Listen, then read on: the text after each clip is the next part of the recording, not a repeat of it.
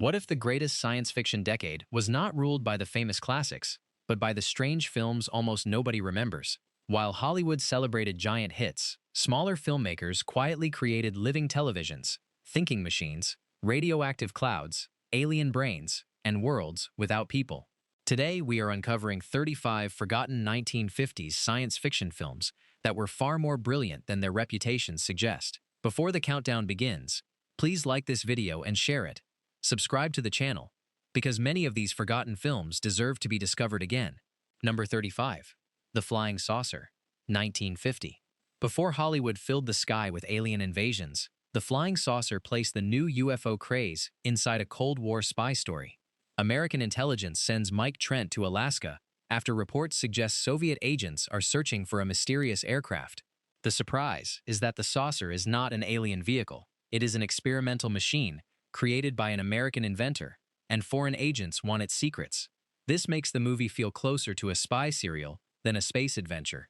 But that strange mixture is exactly what makes it fascinating. Its most memorable moment arrives when the hidden craft is finally revealed inside the Alaskan wilderness. After so much conversation and suspicion, seeing the smooth disc rise into the air feels like watching cinema invent a completely new visual language.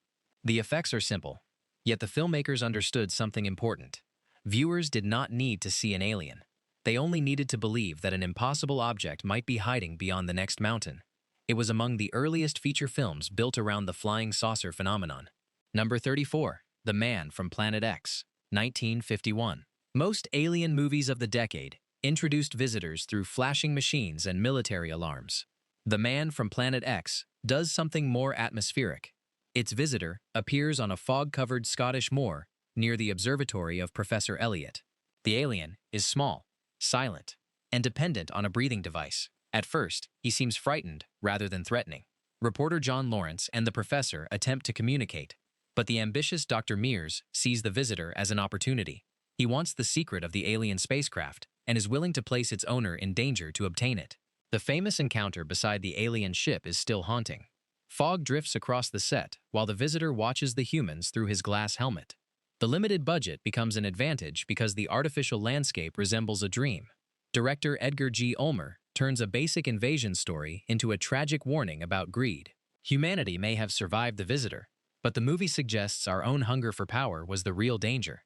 You have already discovered two films most modern science fiction lists completely ignore. Please subscribe, activate notifications, and tell us in the comments which forgotten classic surprised you first. Number 33. 1951. Long before post-apocalyptic cinema became fashionable, 5 imagined a world left almost completely empty after a new atomic weapon eliminates most of humanity. 4 men and 1 woman gather at an isolated hillside house. Michael wants cooperation. Roseanne desperately hopes her missing husband may still be alive. Eric believes survival gives him the right to dominate everyone else. Their greatest danger is not another explosion, but the prejudice and selfishness they carried from the old world. One unforgettable sequence follows the survivors through a deserted city. Buildings remain standing. Automobiles wait on empty streets. And stores still contain possessions nobody will ever collect. The silence makes the disaster feel larger than any expensive visual effect could have achieved. The film was produced, written, and directed by Archo Bowler on a remarkably modest budget. Much of it was photographed around a house designed by Frank Lloyd Wright. Its performances can be theatrical, but its central question remains powerful. If civilization disappeared tomorrow, would its survivors create something better, or repeat everything that destroyed it? Number 32. Red Planet Mars, 1952. Red Planet Mars may be one of the strangest mixtures of science, politics, religion, and Cold War anxiety ever placed inside one movie. Scientists Chris and Linda Cronin use a powerful transmitter to contact Mars. The messages they receive claim that Martians possess advanced energy, produce unlimited food, and enjoy extraordinarily long lives. News of this apparent paradise changes governments, financial markets, and religious beliefs across Earth. Then the scientists discover that the messages may have been created by Franz Calder, a former enemy scientist hiding in the mountains. Just when everything appears explained, another transmission arrives, raising the possibility that the Martians were real after all. The most dramatic scene occurs inside the laboratory when hydrogen fills the room. Chris and Linda realize that the smallest spark could ignite it. Calder threatens them as another message begins appearing on the screen, creating a finale that combines scientific suspense with almost biblical imagery. The film is not subtle, and its political viewpoint is unmistakably tied to its era.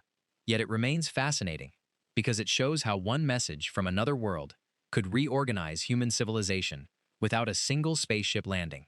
Number 31. Four-Sided Triangle, 1953. Before Hammer became famous for Gothic castles and legendary monsters, it produced this unusual British story about scientific invention and impossible love. Childhood friends Bill, Robin, and Lena grow up together. Both men love Lena, but she chooses Robin. Bill throws himself into scientific work and helps build a machine capable of perfectly duplicating physical matter. Instead of using it to transform industry, he makes the worst possible decision. He duplicates Lena. The new woman, called Helen, has Lena's appearance and memories. Bill expects her to love him, but because she carries the original woman's mind, she also loves Robin. Science has not solved the romantic triangle. It has added another side to it. The machine's demonstration is the film's standout sequence. Electrical equipment fills the modest laboratory as an object vanishes and an identical copy appears. The effects are limited, but the idea is enormous. Director Terence Fisher treats duplication as an emotional and moral problem rather than a circus trick. Creating a human body is easy compared with controlling the feelings inside it. Number 30. The Magnetic Monster, 1953. The title promises a creature, but the magnetic monster offers something more original. An unstable radioactive substance that behaves like a living predator. Agents Jeffrey Stewart and Dan Forbes work for the Office of Scientific Investigation. They are called after clocks stop, metal objects become magnetized, and electrical equipment begins behaving unpredictably. Their investigation leads to an artificial element called serenium. Serenium doubles in size whenever it receives energy. It must continue feeding, and each feeding makes the next one larger. If it is not stopped, it could drain entire power systems and eventually threaten the planet. The most memorable sequence takes place inside a gigantic underground power facility. The scientists attempt to overload the substance by exposing it to an enormous burst of energy, hoping to force it to destroy itself. Machinery roars. Alarms sound, and the invisible danger becomes more frightening than many rubber-suited creatures. The movie plays like a scientific investigation, complete with laboratories, calculations, field agents, and technical explanations. That seriousness makes the impossible premise feel strangely believable. It is essentially a story about uncontrolled consumption, an object that grows because it can never receive enough power. Number 29. The Twonky, 1953. Imagine buying a television that lights your cigarettes, washes your dishes, prints money, controls your automobile, and quietly removes every thought it considers dangerous. That is the wonderfully absurd idea behind the Twonky. College professor Kerry West receives a new television while his wife is away. He soon discovers that the set can walk around the house and fire mysterious beams from its screen. At first, the machine is useful. Then it begins limiting Kerry's coffee, destroying his music, censoring his academic work, and hypnotizing anyone who challenges it. His friend Coach Trout concludes that the television may be a control device from a future dictatorship. The funniest and most unsettling scene occurs when football players arrive to destroy it. The machine overwhelms them, and they emerge in a peaceful trance, repeating that they have no complaints. It is comic, but the suggestion is disturbing. Control becomes perfect when people no longer recognize that they are being controlled. The walking television looks ridiculous, yet the satire has aged brilliantly. Decades before smart televisions, recommendation systems, and constant digital influence, the Twonky imagined technology choosing what its owner could watch, read, think, and enjoy. Number 28. Donovan's Brain, 1953. Dr. Patrick Corey believes he can preserve consciousness after the body stops functioning. When ruthless millionaire Warren Donovan is involved in an airplane crash, Corey removes the man's brain and keeps it alive inside an electrified container. That decision becomes a nightmare. The brain develops telepathic strength and begins taking control of Corey. The quiet scientist suddenly smokes Donovan's cigars, walks with Donovan's limp, wears expensive clothing, and uses the millionaire's hidden knowledge to manipulate financial deals. Lou Ayres makes the possession believable without elaborate makeup. His posture changes. His voice becomes colder. His face begins carrying another man's confidence. One of the film's strongest scenes has Corey staring into a mirror while Donovan's personality takes command. It feels as though the real scientist is trapped somewhere behind his own eyes. The brain itself is a wonderfully strange creation. floating inside a tank while electrical equipment pulses around it. However, the real monster is Donovan's personality. Removing his body has not removed his greed. The finale uses a storm, a lightning conductor, and Corey's brief return to awareness to bring the experiment to an end. Donovan's brain understands that immortality would be terrifying if the person receiving it had already forgotten how to be human. Number 27. Target Earth, 1954. Nora King awakens in her apartment and discovers the water and electricity are off. When she walks outside, the entire city appears deserted.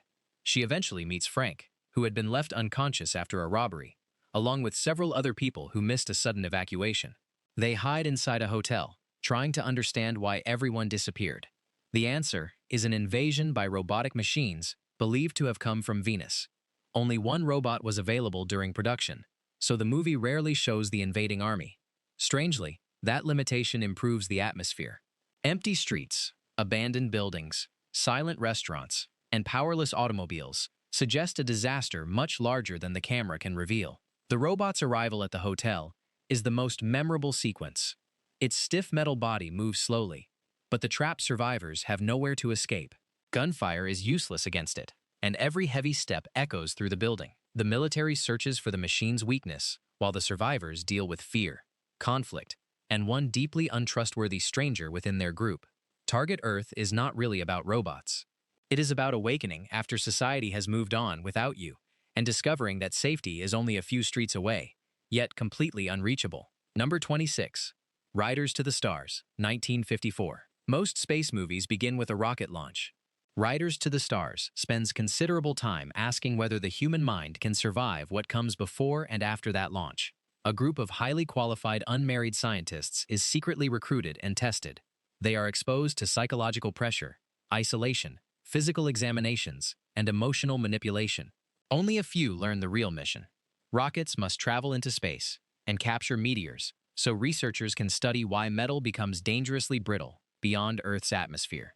The launch sequences use impressive photography for a modest production, but the movie becomes most powerful when the mission starts failing. One astronaut sees his companions in danger and loses control. Another must continue, despite knowing the smallest error could leave him drifting forever. A striking moment shows a pilot confronting the terrifying emptiness outside his spacecraft. Space is not presented as a colorful playground. It is silent, hostile, and psychologically overwhelming. The scientific details are not always accurate, yet the filmmakers treat research as a difficult human process, filled with sacrifices and mistakes. Instead of asking whether a rocket can reach space, Riders to the Stars asks whether ordinary human emotions can survive the journey. Number 25. GOG, 1954. Deep beneath the New Mexico desert, scientists are constructing a space station and testing technology intended to carry humanity into the future. Then the facility's machines begin turning against their operators. Security investigator David Shepard arrives after several unexplained accidents. The underground complex is controlled by Novak, a powerful computer connected to almost every experiment. At first, the failures appear unrelated. A freezing chamber traps 2 people. A centrifuge accelerates beyond safe limits.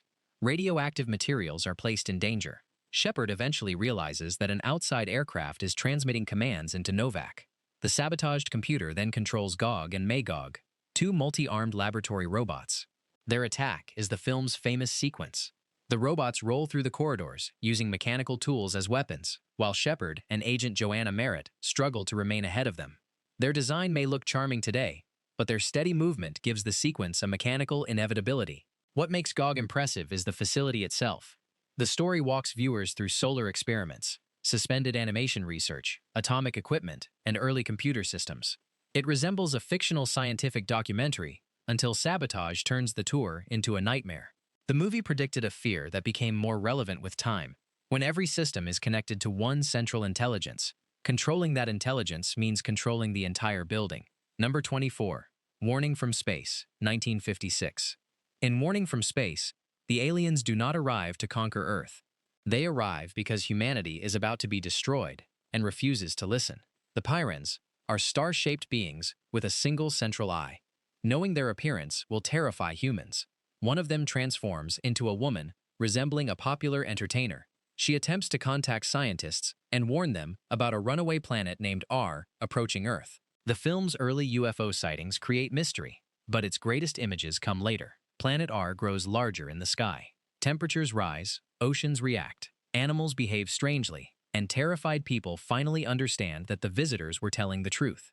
One extraordinary scene shows the alien transformation from a star-shaped creature into human form. The design was created by artist Taro Okamoto, and it gives the Pyrans an appearance unlike almost anything in American science fiction. The movie was Japan's first full-scale color science fiction production featuring extraterrestrial beings. Its bright colors stand in sharp contrast to its serious message about nuclear weapons and international cooperation. The Pyrans possess greater knowledge than humanity, but they cannot save Earth alone. Humans must stop competing long enough to use science responsibly. Beneath the unusual costumes is a sincere argument that survival requires trust between nations, and occasionally between planets. Number 23. The Quatermass Experiment, 1955. A British rocket returns to Earth and crashes into a field. 3 astronauts entered space, but only Victor Carroon remains inside. The other 2 have vanished, although their sealed suits are still present. Professor Bernard Quatermass discovers that Carroon is no longer completely human. An alien organism has absorbed the missing astronauts and is transforming the survivor into something capable of spreading across Earth. Richard Wordsworth gives an almost silent performance as Carroon. His body appears weak, his eyes carry confusion, and one hand gradually changes into a distorted form. Rather than behaving like a traditional villain, he seems like a man watching himself disappear. One of the film's most unsettling sequences comes from recovered footage taken inside the rocket. The crew appears normal at first. Then an unseen force enters the cabin, and their reactions reveal more than an expensive creature ever could. The transformation ends inside Westminster Abbey, where the organism has become a huge plant-like mass, capable of releasing spores. Quatermass attempts to destroy it using electrical power. The film became an important early success for Hammer, and helped point the studio toward the genre productions that later made it famous. More importantly, it demonstrated that science fiction could feel like a police investigation, a medical emergency, and a nightmare at the same time. Number 22. World Without End, 1956. 4 astronauts returning from Mars pass through a strange time disturbance.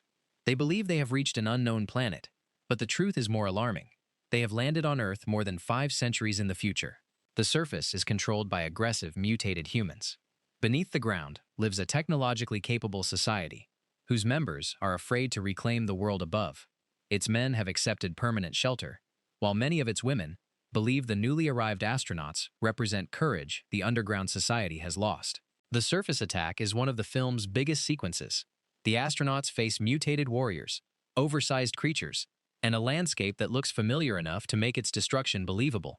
Later, they construct weapons and prepare to challenge the leader of the surface group. The movie's attitudes toward gender are firmly tied to the 1950s, but its central conflict remains interesting. The future humans possess knowledge, yet have surrendered initiative. The astronauts have outdated technology, but still believe problems can be solved. Rod Taylor appears in an early role and brings energy to the group. The CinemaScope photography and color also make the production appear larger than its budget. World Without End is essentially a pulp adventure about rebuilding confidence. Its future is not saved by discovering a miraculous machine. It is saved when frightened people remember that survival without progress is only another form of extinction. Number 21. The Gamma People, 1956. 2 journalists traveling through Europe discover their railway carriage has been separated from the rest of the train. It rolls into Gudavia, a tiny dictatorship that appears to have been removed from the modern world. The country is controlled by Baranski, a scientist experimenting with gamma radiation. He exposes young people to carefully measured doses, hoping to transform them into geniuses. Successful subjects become brilliant but obedient. Failed experiments are reduced to frightened, childlike servants. The reporters initially treat Gudavia as a humorous inconvenience. That tone disappears when they see children being marched through the village and discover what happens inside Baranski's laboratory. The most memorable scenes contrast the beautiful mountain locations with the cold testing rooms. Outside, Gudavia resembles a storybook kingdom. Inside, intelligence has become a manufactured weapon. The film mixes comedy, political thriller, science fiction, and gothic horror. Its shifts in tone can feel strange, but that unpredictability keeps it alive. Paul Douglas and Leslie Phillips provide amusing chemistry as the journalists, while Walter Rilla makes Baranski controlled rather than wildly theatrical. The idea underneath the story is genuinely unsettling. Baranski does not simply want intelligent citizens. He wants intelligence without independence. The The Gamma people argues that brilliance becomes meaningless when curiosity, personality, and freedom have been removed from the person who possesses it. Number 20. The Werewolf, 1956. This is not the traditional story of an ancient family curse. The werewolf replaces supernatural mythology with an unethical scientific experiment. Duncan Marsh awakens with no memory of his identity or how he reached a small mountain town. After he is threatened, emotional stress transforms him into a wolf-like creature. He later learns that two doctors found him after an automobile accident and injected him with irradiated wolf serum. The scientists believe nuclear conflict may destroy civilization. Their serum is intended to create human beings strong enough to survive the aftermath. Duncan was simply their unwilling test subject. The snowy mountain locations give the film a lonely atmosphere. One of its strongest sequences follows Duncan through the forest as search parties close in. He is dangerous, but he is also frightened, confused, and desperate to return to his wife and child. Don McGowan plays the character as a victim rather than a villain. The transformation makeup is simple, but his size and physical performance make the creature convincing. The movie stands at an interesting point where classic horror was beginning to merge with atomic-age science fiction. Its message is painfully clear. The people claiming to protect humanity from a future disaster may become dangerous when they stop seeing individual human beings as lives worth protecting. Number 19. The 27th Day, 1957. 5 ordinary people from different countries are suddenly transported aboard an alien spacecraft. Their host gives each person a container holding capsules capable of eliminating every human within a chosen area. The devices will function for 27 days. The alien explains that his civilization needs another planet, but its moral laws prevent it from directly attacking Earth. If humans use the capsules against one another, the aliens can occupy the empty world without violating those laws. American reporter Jonathan Clark reveals his involvement to the public, hoping openness will prevent panic. Other recipients hide, while governments attempt to locate the devices. The Soviet soldier Ivan Godovsky faces enormous pressure when his superiors demand control of his container. The film's finest scene is not an effects sequence. It is Godovsky's decision to protect the world by refusing to cooperate, even though he understands the personal consequences. Eventually, physicist Klaus Beckner discovers that the capsules can be programmed more precisely than the aliens admitted. Humanity may possess a way to remove its most dangerous individuals, rather than entire populations. The ending is extremely optimistic, perhaps too optimistic for modern viewers. Yet the experiment remains clever. The aliens do not test humanity's scientific development. They test whether fear will make humans destroy themselves. That question gives this modest film a scale far beyond its limited production. Number 18. Kronos, 1957. A glowing object from space enters Earth's atmosphere and directs an energy force into the body of scientist Dr. Elliot. Soon afterward, a gigantic machine emerges from the ocean. The object is Kronos, an extraterrestrial energy accumulator. It moves across the landscape on 4 enormous supports, absorbing electricity from power stations and every energy source placed in its path. It does not attack out of anger. It consumes, because that is its function. Kronos has one of the most unusual designs in 1950s science fiction. It resembles a walking industrial structure rather than a living creature. The machine rises above desert towns, lowers its upper section, and draws power into itself in bright electrical waves. The most memorable moment comes when the military uses an atomic weapon against it. Instead of stopping the machine, the explosion provides an enormous new supply of energy. The supposedly ultimate weapon only makes the threat stronger.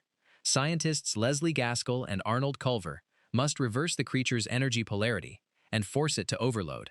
Their solution depends on understanding Kronos rather than simply striking it again. The film can be read as a warning about uncontrolled consumption. Kronos arrives from a civilization that has exhausted its own resources and now travels from planet to planet, feeding on others. It is not merely an invader. It is an entire wasteful society, reduced to one machine. Number 17. The Monolith Monsters, 1957. There are no aliens carrying weapons in the Monolith Monsters. There is not even a creature in the traditional sense. The danger begins with fragments of a black meteorite scattered across the California desert. When the rocks touch water, they grow into towering crystal columns. The structures eventually collapse, creating more fragments, which then grow again. Anyone exposed to the material begins turning into stone. A young girl brings one fragment home and washes it outside. During the night, black formations spread across the property.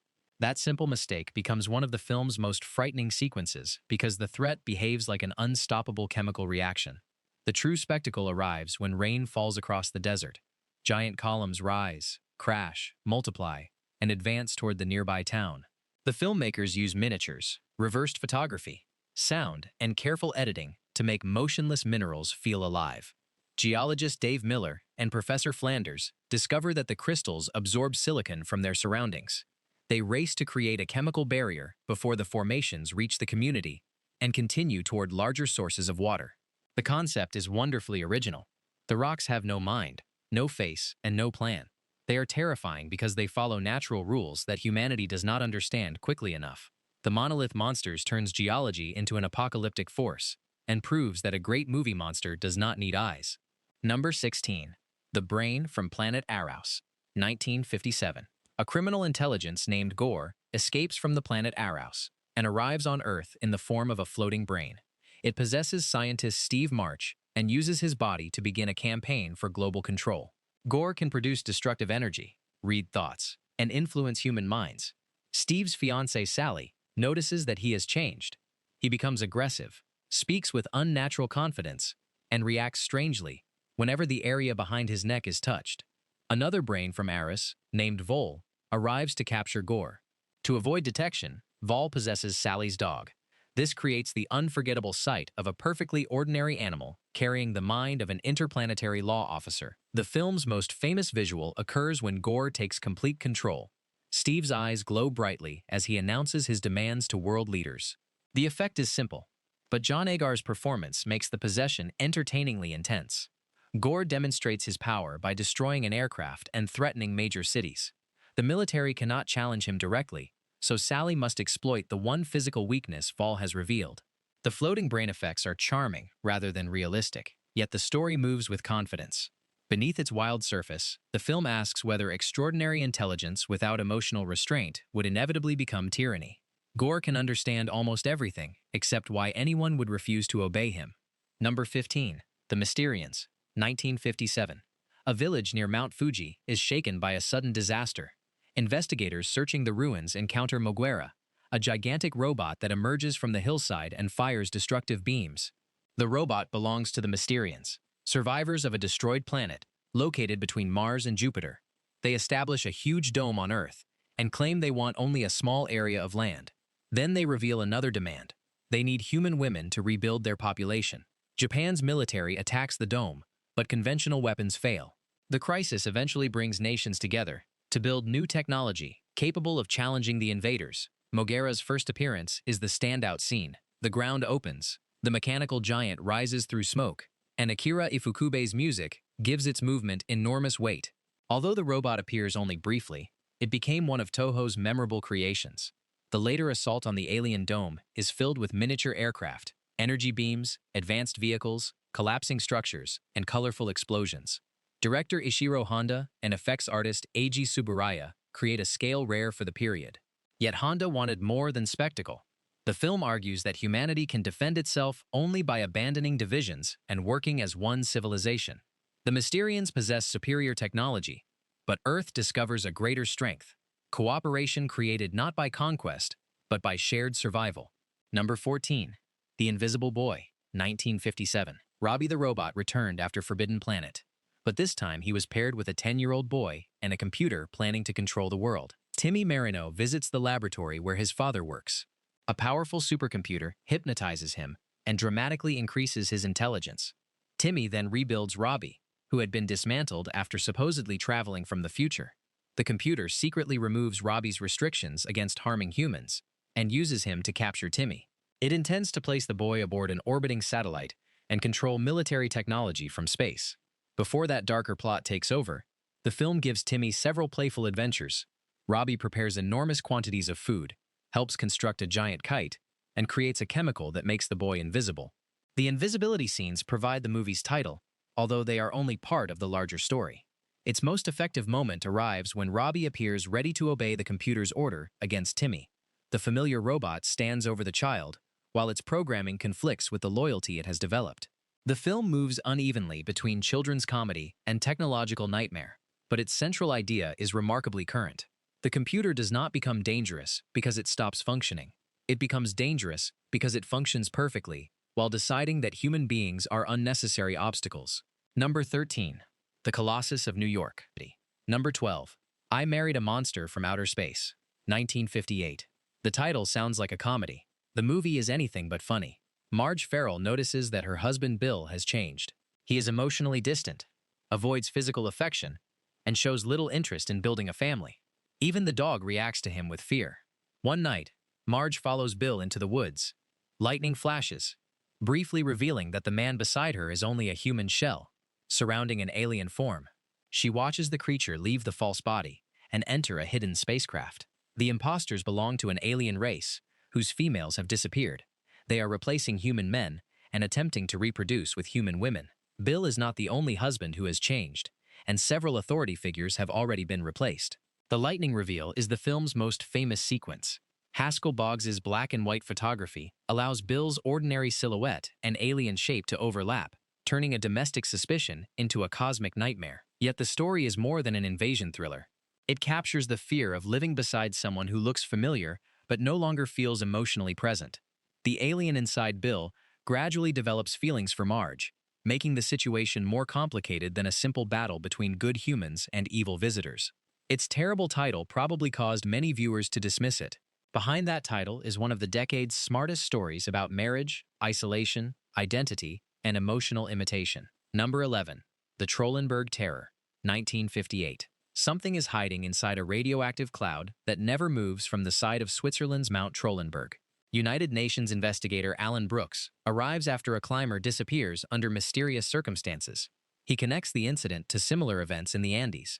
At the same time, mind-reading performer Anne Pilgrim experiences disturbing visions whenever she approaches the mountain. Climbers vanish. Bodies are discovered under strange conditions. People appear to fall under an outside intelligence. The cloud slowly moves downward, carrying its occupants toward the village. The suspense works best when the creatures remain hidden.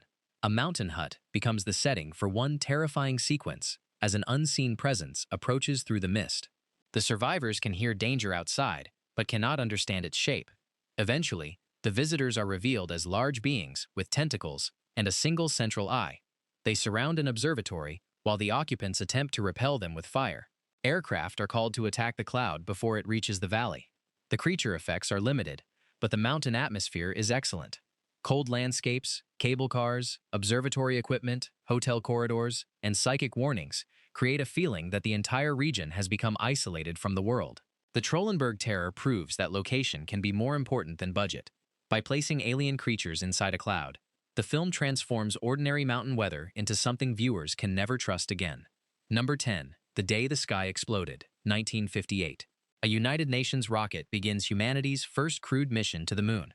When an engine fails, pilot John McLaren escapes, but the atomic booster continues into space and explodes inside an asteroid cluster. The blast pushes the asteroids together and sends the enormous mass toward Earth. As it approaches, weather patterns change, tides rise, earthquakes begin, and panic spreads across the world. Scientists calculate that every available missile must be launched simultaneously to break the cluster apart. Their plan depends on a computer operating inside an overheated research base. Dr. Randowski, convinced the disaster is punishment for humanity's nuclear ambitions, attempts to stop the calculation. The worldwide missile launch is the major spectacle. Rockets from rival nations rise together, carrying the same destructive technology that once divided them.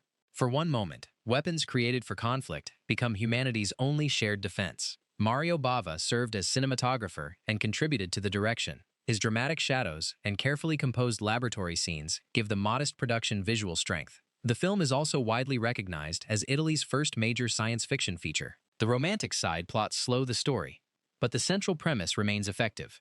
Humanity accidentally creates the disaster through reckless technology, then survives, only by cooperating on a scale it had previously considered impossible. Number 9. Fiend Without a Face, 1958.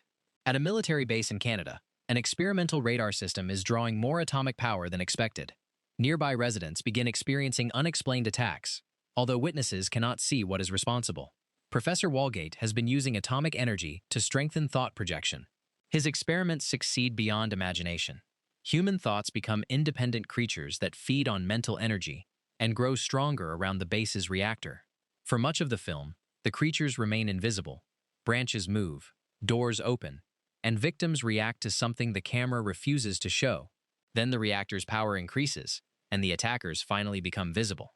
They are human brains with eye stalks and long spinal columns, animated through stop-motion photography. They leap through windows, wrap their tails around people, and crawl across the ground with a disturbing wet sound. The observatory siege is unforgettable. Soldiers fire through boarded windows, while the creatures force their way inside.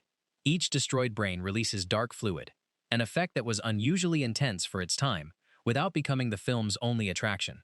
The absurd design should be funny, yet its movement makes it genuinely unsettling. More importantly, the monsters represent thoughts separated from conscience. Professor Walgate wanted to turn imagination into physical reality, but imagination included fear, aggression, and the desire to survive. Fiend Without a Face gives viewers exactly what its title promises: danger without a human expression, created by the mind and powered by modern technology. Number 8. It. The Terror from Beyond Space, 1958. A rescue mission reaches Mars and finds Colonel Edward Carruthers, the only survivor of an earlier expedition. Authorities believe he removed his crewmates to preserve limited supplies. Carruthers insists a creature was responsible. The rescuers place him under guard and begin the journey home. Unfortunately, an open hatch allows the Martian creature to enter their ship. It hides in the lower levels, attacks isolated crew members, and moves through the ventilation system. Bullets, grenades, electricity, radiation, and gas fail to stop it. Each attempt damages the spacecraft more than the intruder. One of the film's best scenes begins with the crew eating together. A sound is heard below, and someone goes to investigate. The ordinary meal becomes tense because viewers understand that the creature is already inside the ship, while most of the characters still doubt Carruthers. The narrow sets are extremely effective. Circular hatches, ladders, storage compartments, and air ducts create a mechanical maze with no safe exit. The monster suit may appear heavy, but the confined environment makes its strength believable. The crew eventually realizes the creature has adapted to the thin Martian atmosphere. Their remaining air may be the one thing it cannot survive. Years before more famous films used a similar structure, It created the essential nightmare of a hostile organism hunting a spacecraft crew one level at a time. Number 7. The H-Man, 1958. A criminal disappears during a rainy night in Tokyo, leaving only his clothing behind. Police assume the incident is connected to a narcotics operation. Scientist Masada suspects something far stranger. Sailors exposed to radiation from a hydrogen bomb test have transformed into liquid beings. They can flow beneath doors, climb walls, and dissolve the physical structure of anyone they surround. Director Ishiro Honda combines a police noir with science fiction horror. Nightclubs, gangsters, detectives, neon streets, laboratory experiments, and radioactive creatures exist inside the same story. The strange combination creates an atmosphere unlike a traditional monster movie. The transformation scenes are the film's greatest achievement. A human figure collapses as the body appears to liquefy, leaving empty clothing on the floor. Reverse photography and layered effects make the process disturbingly smooth. Another memorable sequence takes place aboard an abandoned ship. Investigators search its dark interior, while ghostly human shapes emerge from the walls, suggesting the crew never completely disappeared. The liquid beings are victims before they become threats.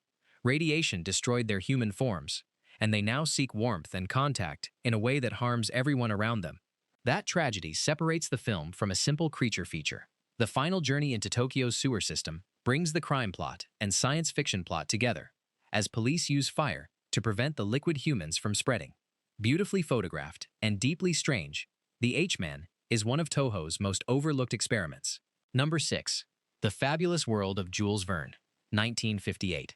Karel Zeman did not simply adapt Jules Verne. He created a world that looks as though the original book illustrations have begun moving. Engineer Simon Hart and Professor Roch are captured by pirates led by Count Artigas. Roch has developed a powerful explosive that Artigas intends to use for global control. The prisoners are taken to a hidden base inside a volcanic island filled with submarines, airships, diving equipment, mechanical weapons, and impossible inventions. The plot provides adventure, but the visual design is the true wonder. Live actors move through sets covered in engraved lines. Animated waves roll beneath miniature ships. Painted clouds drift behind flying machines. Animals, vehicles, landscapes, and people all appear to belong to the same 19th century drawing. One unforgettable sequence shows a submarine traveling beneath the sea as schools of engraved fish pass around it. Another presents a giant creature attacking the vessel in imagery that feels handmade, artificial, and completely magical. Zeman combined live action, cutout animation, stop motion, painted backgrounds, miniatures, and optical effects. Instead of hiding the techniques, he unified them through style. The movie was released internationally under several titles, including Invention for Destruction.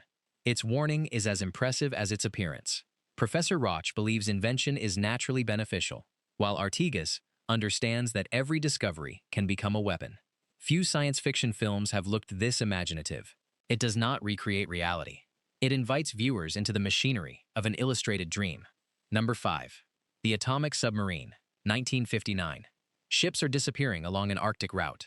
Witnesses report a strange light beneath the water, and governments close the region while military officials investigate. The atomic submarine Tiger Shark is sent north, carrying Commander Dan Wendover, scientist Sir Ian Hunt, and a crew equipped with a detachable miniature vessel called the Lungfish. They eventually discover an extraterrestrial craft operating beneath the ice. The alien vessel is not an ordinary flying saucer. It moves underwater and attacks shipping as part of an investigation into Earth's defenses. Its one-eyed occupant establishes mental contact with Lieutenant Commander Reef Holloway and attempts to use him against the crew. The most memorable sequence follows the Lungfish approaching the mysterious object. The tiny craft moves through dark water while the alien's glowing eye appears beyond the window. The limited effects create the feeling of descending towards something that should never have been found. The crew must damage the alien ship before it escapes from the ocean and begins a larger invasion. Stock footage is used heavily, yet the submarine interiors and urgent performances maintain tension. The film is rough, fast, and proudly inexpensive. However, its central concept remains strong. Humanity searches the sky for visitors, while the real threat hides in the least explored region of Earth. Long before unidentified submerged objects became a popular subject, the atomic submarine turned the Arctic Ocean into an extraterrestrial battlefield. Number 4. First Man into Space, 1959. Test pilot Dan Prescott is talented, reckless, and desperate to become the first human to travel beyond Earth's atmosphere. During an experimental flight, he ignores instructions and pushes his craft into a cloud of cosmic particles. The capsule returns without him. Officials assume Dan has been lost, until strange reports emerge near the crash area. Blood supplies disappear, animals are found under unusual circumstances, and witnesses describe a figure covered in a hard, sparkling crust. Dan has returned, but the particles fused with his body and spacesuit. His outer shell protects him, while his internal system desperately seeks oxygen-rich blood. Beneath the frightening appearance, he retains fragments of memory and struggles to reach the people and places he once knew. The creature's first fully revealed appearance is extraordinary. Its body looks coated in rough meteor fragments, as though space itself has hardened around the astronaut. The makeup remains effective because it is irregular, heavy, and painfully restrictive. The final scenes bring Dan back to the research facility, where his brother Charles attempts to communicate with him. The confrontation is tragic rather than heroic. Humanity has reached space, but its first representative returned unable to live either above Earth or upon it. The film was directly influenced by the Quatermass Experiment, yet it gives the transformation a more personal family dimension. Dan is not simply an infected astronaut. He is a man whose ambition carried him farther than his body was prepared to follow. Number 3. The Cosmic Man, 1959. A dark sphere appears in a California canyon, floating perfectly still above the ground. Scientists cannot move it, damage it, or fully measure its properties. Military officer Colonel Matthews sees a possible threat. Scientist Dr. Carl Sorensen believes the object should be studied peacefully. Meanwhile, a mysterious stranger named John Carradine arrives at a nearby lodge and takes a special interest in a young boy who cannot walk. The stranger is the Cosmic Man, an extraterrestrial visitor capable of changing his density and moving in ways ordinary humans cannot understand. He explains that he has come with a message about space travel and the danger of carrying humanity's violence beyond Earth. The film's most touching scene does not involve the sphere. The visitor speaks with the boy, Ken, and later uses advanced knowledge to help him stand. This quiet act contrasts sharply with the military's preparations to attack the object. John Carradine brings dignity to a role that could easily have become theatrical. His visitor is patient but disappointed, observing that humanity responds to the unknown by surrounding it with weapons. The film clearly echoes more famous peaceful alien stories, and its budget is extremely visible. Yet its simplicity gives the message directness. The Cosmic Man does not demand surrender. He asks whether humans are morally prepared to enter the universe. By the conclusion, the sphere and its visitor disappear, leaving behind a warning. Technical progress has already carried humanity toward space, but emotional progress may be traveling far more slowly. Number 2. 4D Man, 1959. Scientist Tony Nelson develops a device capable of shifting matter into a fourth-dimensional state. His brother Scott uses the research to pass his hand through a block of solid material. Scott soon discovers he can enter the fourth-dimensional state without the machine. He walks through walls, enters locked rooms, and reaches inside objects as though they were made of smoke. Then the side effect appears. Each use rapidly ages his body. Scott learns he can restore his youth by passing through another human and absorbing that person's life energy. The bank vault sequence is the movie's greatest display of the idea. Scott calmly walks through solid walls and removes money from a place designed to be completely impenetrable. The shimmering visual effect is simple, but Robert Lansing's controlled performance sells the impossible action. As Scott becomes more desperate, the film shifts from scientific wonder to psychological tragedy. Recognition, jealousy, and romantic disappointment already made him bitter. His new ability removes the physical barriers that once limited what he could do. The young Patty Duke appears briefly in a suspenseful scene where Scott enters a family home searching for another source of energy. By then, he is no longer exploring the fourth dimension, he is hiding inside it. The color photography and energetic music give the film a style unlike many black and white science fiction productions of the era. More importantly, 4D Man understands that the most dangerous superpower is not one that changes personality. It is one that allows a damaged personality to act without consequences. Number 1. The World, the Flesh, and the Devil, 1959. Ralph Burton, a mine inspector, becomes trapped underground after a collapse. He hears rescuers digging toward him, but the sounds suddenly stop. Ralph eventually escapes and discovers every town around him is empty. Newspapers explain that radioactive material entered the atmosphere and spread across the world. The danger lasted only a few days, but apparently almost nobody survived. Ralph travels to New York City. The images of Harry Belafonte walking through empty streets remain some of the most haunting in 1950s science fiction. Automobiles are abandoned, bridges carry no traffic, and famous buildings stand without purpose. He restores electricity, moves into an apartment, and surrounds himself with mannequins to fight loneliness. One day, he throws a mannequin from a rooftop and hears a woman scream. Sarah Crandall has been hiding nearby, watching him from a distance. Ralph and Sarah gradually build a comfortable life, but racial divisions from the old society still influence them. Even with civilization gone, Ralph remains uncertain whether Sarah could truly accept him as a partner. A third survivor, Benson Thacker, arrives by boat. The friendship becomes a triangle, and Benson eventually challenges Ralph. Their pursuit through the empty city turns humanity's final opportunity into another conflict over possession and pride. The climax takes place near the United Nations. Ralph reads an inscription about transforming weapons into tools of peace. He lowers his rifle and confronts Benson without it. Sarah takes both men by the hand, and the three walk forward together. The final title does not say "The End." It says "The Beginning." That ending may avoid fully resolving the romantic and racial questions the story raises, but the film was still remarkably bold for 1959. It imagined that prejudice could survive the destruction of every law, institution, and crowd that once supported it. The movie contains no elaborate alien, giant robot, or colorful planet. Its science fiction spectacle is loneliness itself. One man, standing in Times Square, with nobody else in sight. That is why it earns the top position. It uses the end of civilization not merely to frighten viewers, but to ask whether humanity deserves another beginning, and what beliefs must be left behind before that beginning can succeed. These 35 films prove that 1950s science fiction was much stranger, smarter, and more ambitious than its reputation suggests. Behind the inexpensive effects were serious questions about technology, prejudice, nuclear power, artificial intelligence, and human survival. How many of these forgotten films have you watched? And which one deserves a modern audience? Share your answer below. Like the video, subscribe to the channel, and return for more classic cinema nearly forgot.